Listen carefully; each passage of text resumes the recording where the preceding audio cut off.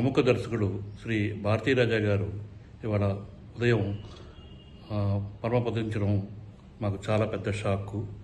ఎందుకంటే మా పూర్ణోదయ సంస్థకి ఎనలేని కీర్తిని ఆర్జించి పెట్టిన సీతాకోకచిలక అనే దృశ్య కావ్యాన్ని ఆయన దర్శకత్వంలో మేము నిర్మించడం జరిగింది.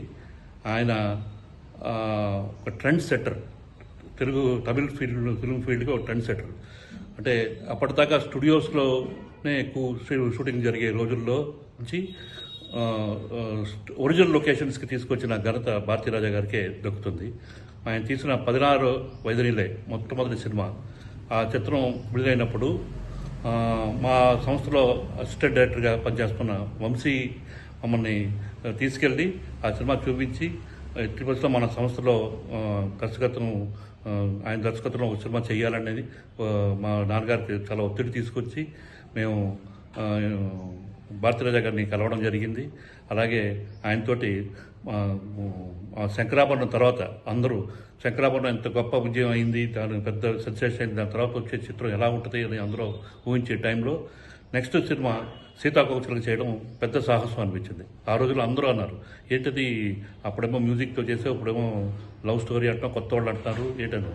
ఆయన ఒక నాన్నగారు భారతీరాజా గారి మీద ఉన్న నమ్మకంతో అప్పట్లో ఆయన అలైగళ్ళ ఓయి విధులైన సినిమాని డబుల్ లాంగ్వేజ్ చేద్దాం, తెలుగులో మీరు చేయండి, తమిళ్లో నేను ఇళయరాజా గారు చేస్తున్నాం, తెలుగు వర్షన్ మీరు చేయండి అంటే ఇది సైమల్టేనియస్ ప్రొడక్షన్, రీమేక్ కాదండి. ఇది చేస్తే తమిళ్లోనూ ఘన విజయం సాధించింది, తెలుగులోనూ అలాగే భారతీరాజా గారిలో ఉన్న గొప్ప విశేషం ఏంటంటే కథ విషయంలో నాన్నగారు కొన్ని ఏమైనా సజెషన్స్ ఏమైనా ఇచ్చినా కూడా అది ఆలోచించి నిజంగా బాగుంటే అది అలాగే ఆయన తీసుకోవడం, అది తెరకెక్కించడం జరిగేది. ఉదాహరణకి ఆ చిత్ర క్లైమాక్స్ విషయంలో భారతీరాజా గారేమో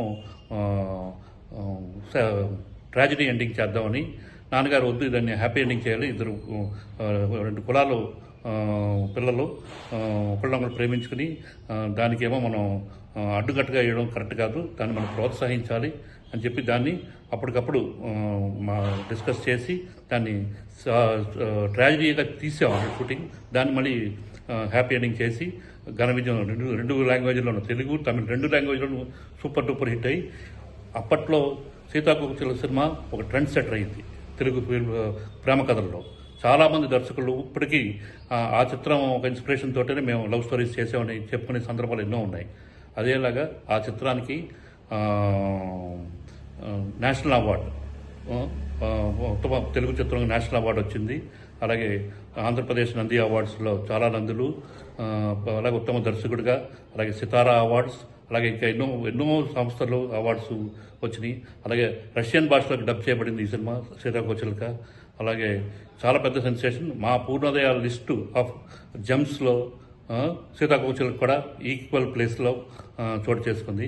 అంతటి గొప్ప చిత్రాన్ని మాకు అందించిన భారతీరాజా గారు ఇవాళ లేకపోవడం చాలా ఇది.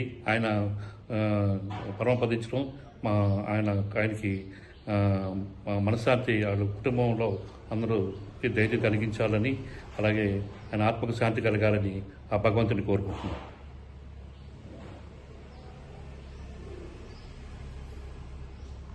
And for more videos, please subscribe to iDream. Please subscribe to iDream. Please subscribe iDream. And please subscribe to iDream. For more videos, subscribe to iDream. please like, share and subscribe to the channel. Congratulations, iDream.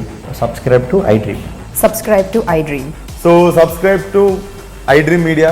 iDream ki iDream team andarki huge congratulations. Please subscribe iDream Media. Please subscribe to iDream.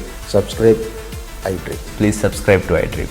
iDream అంటే నా కళల channel subscribe చేసుకున్న నోరు తిరుగుతలేదు, మీరైతే గంట గుర్తు కొట్టండి. For more such videos, please subscribe to iDream.